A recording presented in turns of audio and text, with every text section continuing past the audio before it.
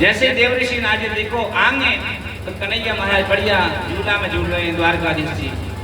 और आइए आइए नारद जी महाराज आइए, स्वागत है, बैठिए बैठिए और 2 लड्डू खा लीजिए, बढ़िया आपका स्वागत है। कमान में अभी आता हूँ। और जैसे आगे महल में पहुंचे तो वहाँ रुक्मिणी के साथ वार्ता कर रहे हैं द्वारकाधीश जी। आइए आइए नारद जी महाराज आइए आइए, आपका स्वागत है, बैठिए 2 लड्डू खा लीजिए। इस प्रकार से 2 लड्डू पाते बाद नारद जी का पेट से हो गया। महाराज अब तो दूर से ही करते, जैसे महल में पहुंचे बस महाराज हो गए। अंत में संपूर्ण महलों में भ्रमण करते हुए नारद जी और जैसे ही जाने वाले थे सामने द्वारकाधीश जी मुस्कुरा रहे हैं, आइए आइए आइए। नारद जी महाराज की बुद्धि चकित हो गई।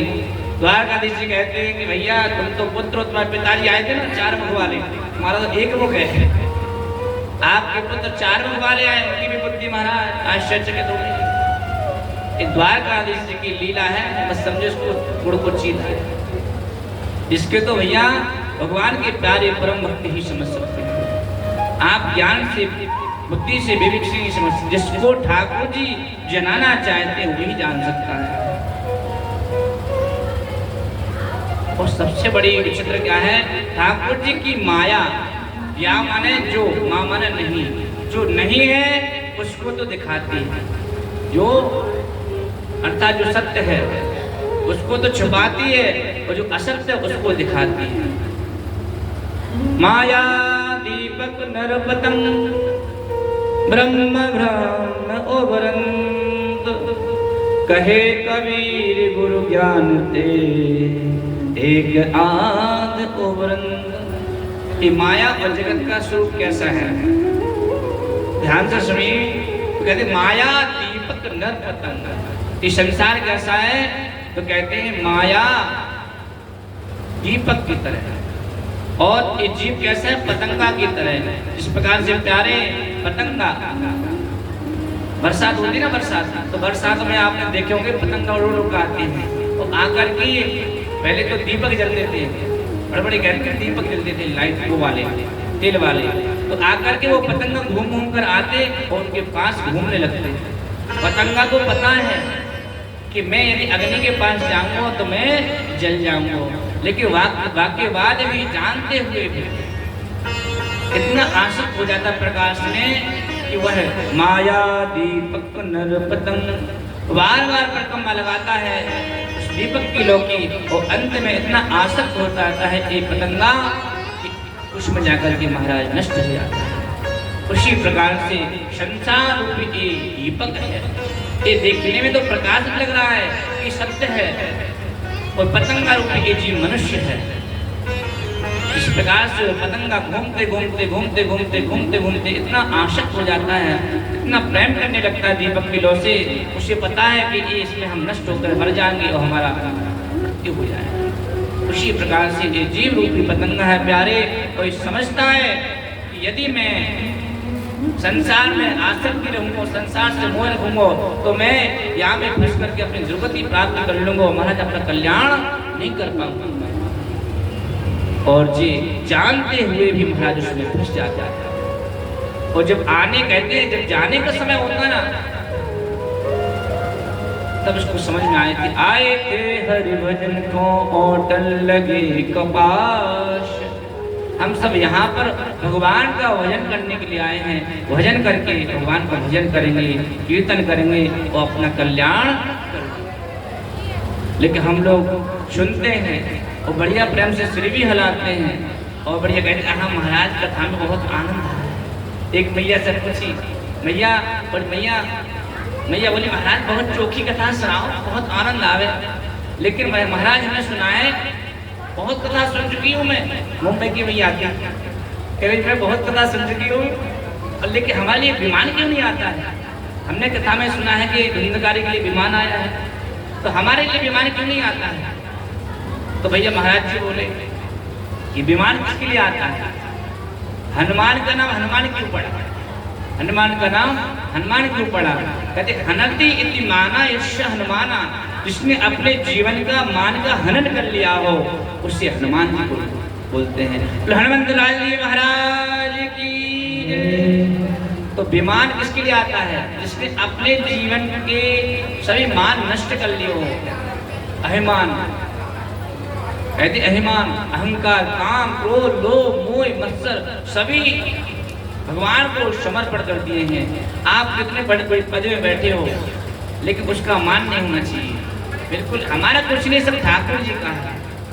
इस सोचो कि हमारा है क्या। इस प्रकार से जीवन रूपी शरीर, जीवन रूपी घर किसी और ने दिया है, वह कहीं और रहे हैं, ठाकुर जी ही दे रहे हैं। हमारा जब कुछ है ही नहीं तो अहंकार किस बात का होना चाहिए।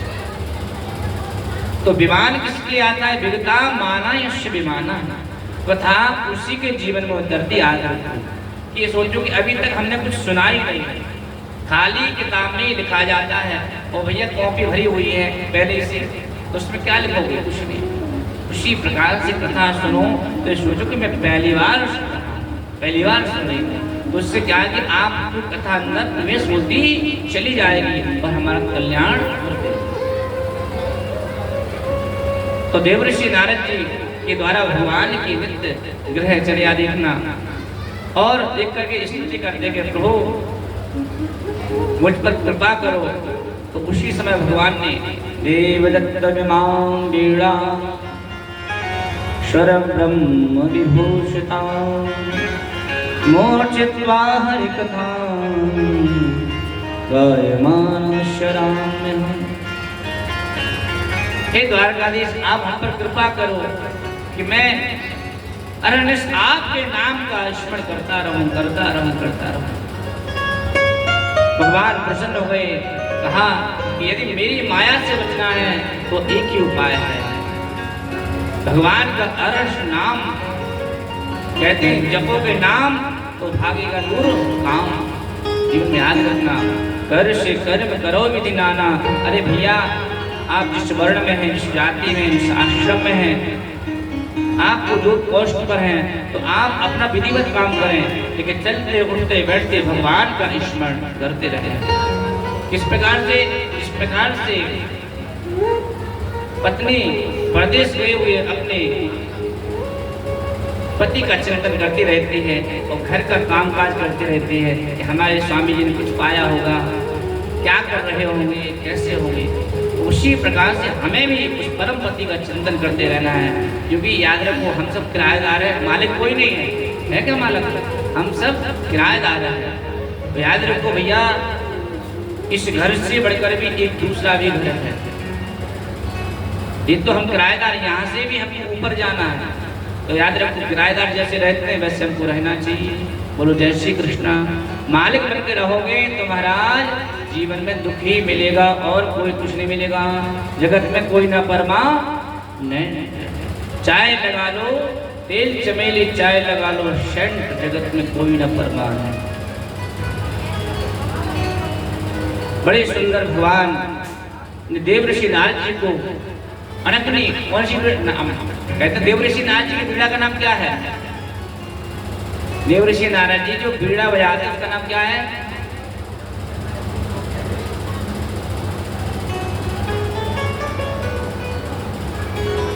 कहते अनकनी, सरस्वती मैया की बीड़ा का नाम। ब्रह्मरूप कहते हैं देवयानी। इस प्रकार से इनकी बीड़ा के नाम है देवदत्त विमां वीणां स्वर ब्रह्म विभूषितां। जैसे सुंदर बीड़ा दी और बीड़ा दे करके आज तो नारद जी कृतार्थ हो गए। वो कहा कि जाओ 14 लोगों में जाकर के हमारे नाम का प्रचार करो। सबसे बड़ा दान क्या है? सबसे बड़ा दान क्या है?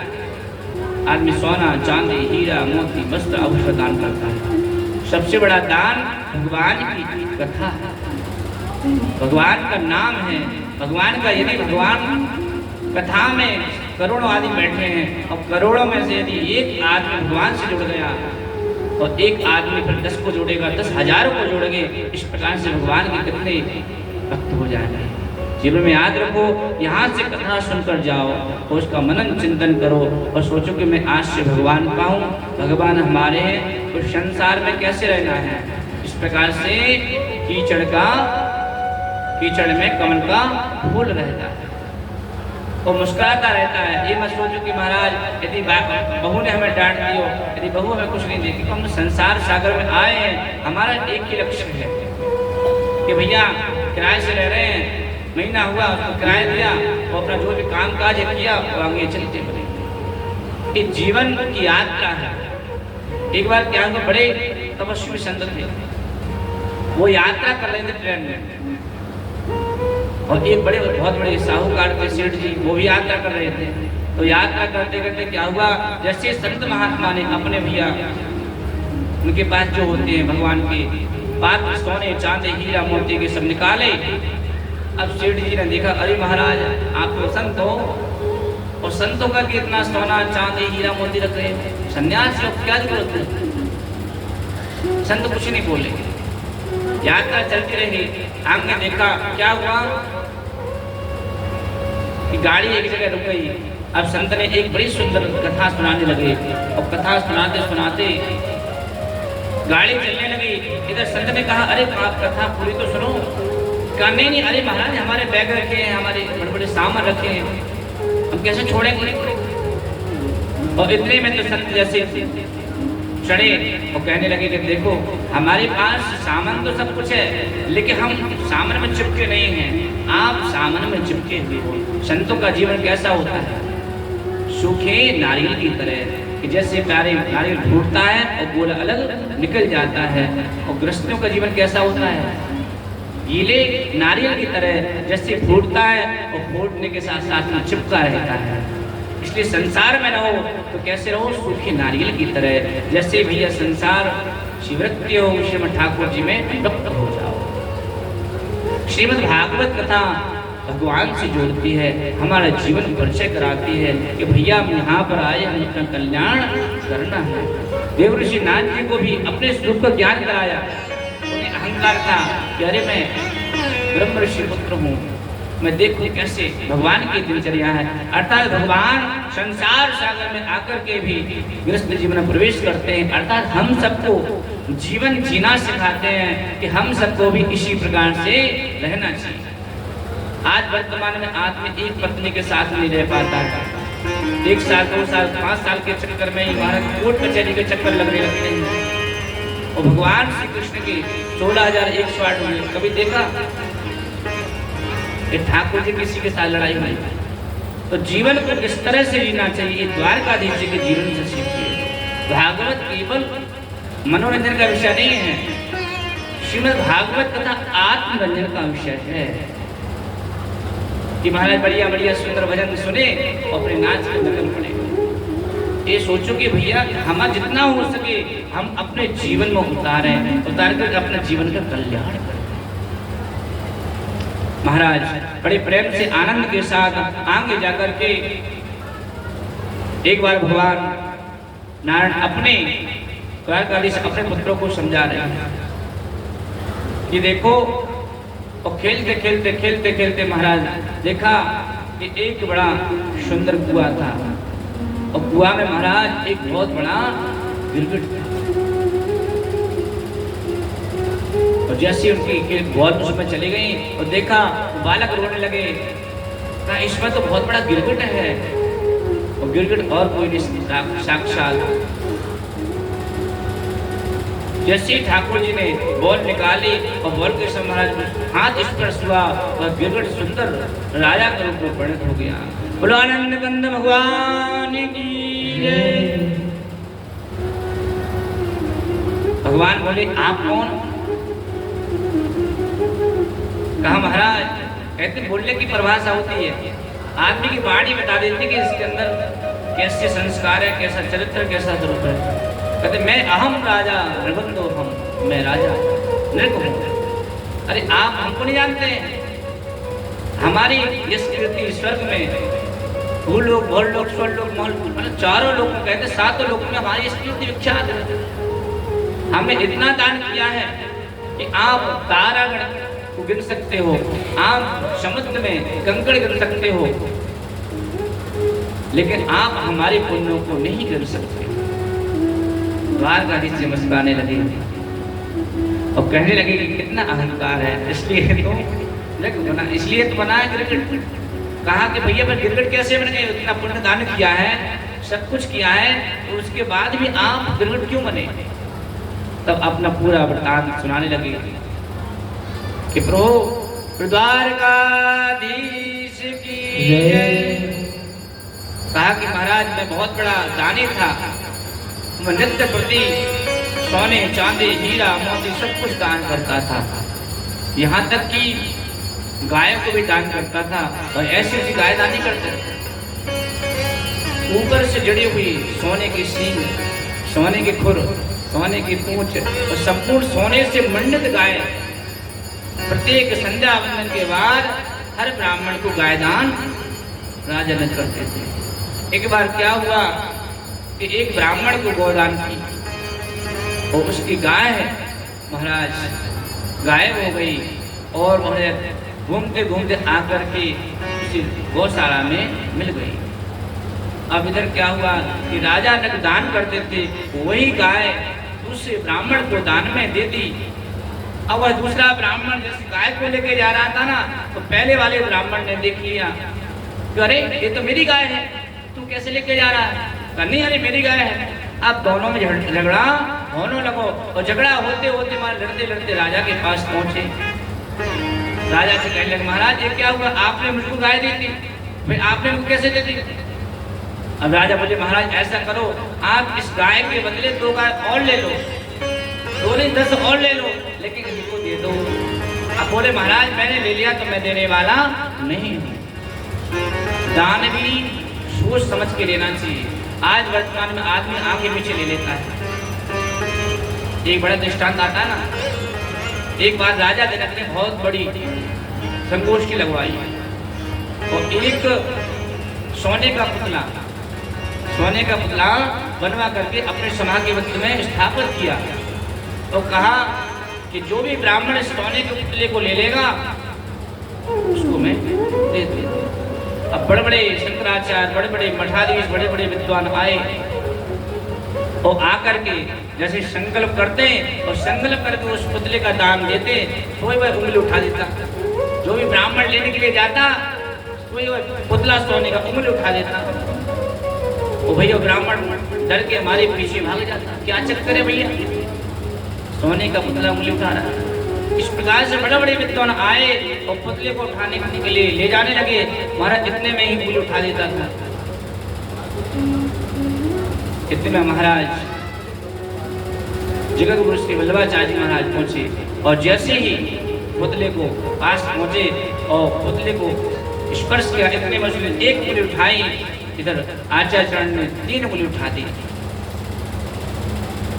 उसने अपना हाथ नीचे कर लियो। अब सभी विद्वान बोले कि महाराज इसका तात्पर्य तो बता दो, ये उंगली क्यों उठाता था? और इसने 1 उंगली उठाई, आपने 3 उंगली उठा दी। तब उन्होंने कहा, कहने का तात्पर्य यह है कि यह कहना चाहता है कि हमें वही बचा सकता है कि कम से कम एक समय की संध्या करता हो। तो हमने 3 उंगली उठा दी कि मैं एक समय के लिए 3 समय की संध्या करता हूँ, प्रातः काल, मध्याह्न काल और सायंकाल। कहते जो ब्राह्मण त्रिकाल संध्या करता ना, वो किसी भी चीज को बचा सकता है, यहाँ तक कि पत्थर को भी बचा सकता है।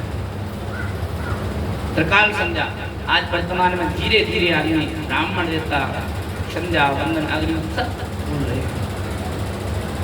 कहते हैं यदि आज भी ब्राह्मण देवता, चंद्र देवता अपने स्वरूप में आ जाए तो महाराज आज भी सतयुग है, आज भी द्वापर है। कम से कम यदि 3 संध्या नहीं कर सकते हो तो प्यारे कम से कम 2 संध्या तो करो। अरे 2 संध्या है क्या?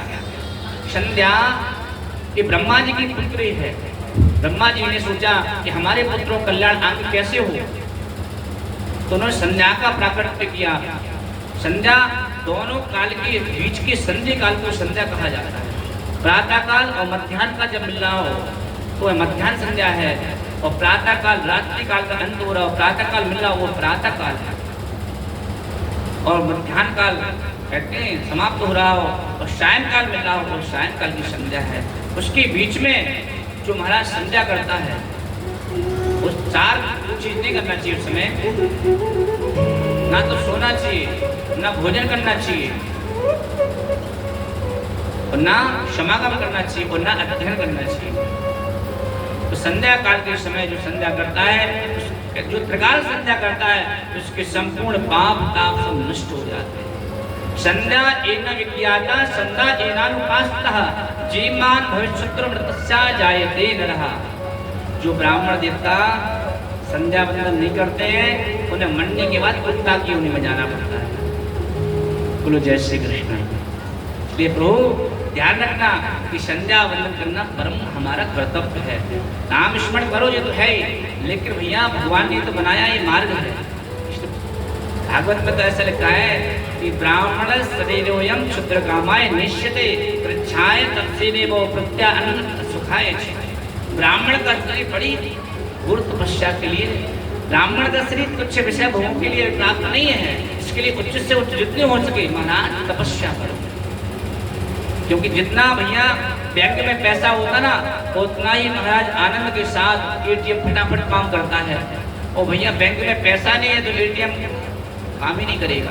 उसी प्रकार से ब्राह्मण देवता के अंदर जितनी तपस्या होगी, जितना तेज होगा, बल होगा, उतना ही वो यजमानों का सबका कल्याण करता रहेगा। आनंद कंद भगवान की जय। तो यहाँ पर राजा ने सोचा अरे ब्राह्मण देवता ऐसा करो, आप ले जाओ, नहीं माना, श्राप दे दिया। इसका प्रायश्चित तुमको भोगना पड़ेगा। इधर राजा ने जैसे समय चलता रहा, काल की गति आई और यह है मृत्यु को प्राप्त हुआ। मरने के बाद जैसे भगवान के धाम पहुंचा तो वहां पर यमराज जी आए, बताओ पहले आपको सुख चाहिए या दुख? मतलब ये है कि आपका कुछ पाप भी है। क्या है? आपने एक ब्राह्मण को असंतुष्ट किया और आपने एक गाय दूसरी को दे दी, दूसरी गाय उसको दे दी। इस कारण से आपको गिरगिट की उन्हें प्राप्ति करनी पड़ेगी। तो पहले उन्हें महाराज हम दुख भोगने, सुख तो बाद में भोगना ही है। तो जैसे यमराज ने पकड़ के गिरगिट बना करके फेंक दिया, तो अब राजा ने बोले कि महाराज इस प्रकार से मैं इसमें डला था कुएं में, आपकी कृपा हो गई, आपकी कृपा हो गई कि महाराज आज मैं कृतार्थ हो गया। बड़ी सुंदर स्तुति करे, स्तुति करके महाराज भगवान के धाम को चला गया। बोलो आनंद कंद भगवान की जय। एक बार भगवान श्री कृष्ण के पास युधिष्ठिर ने संदेश लेकर भेजा कि प्रभु समय आ गया, अब आपकी कृपा हो तो महाराज एक बड़ा सुंदर यज्ञ किया जाए। कौन सा? राष्ट्र यज्ञ।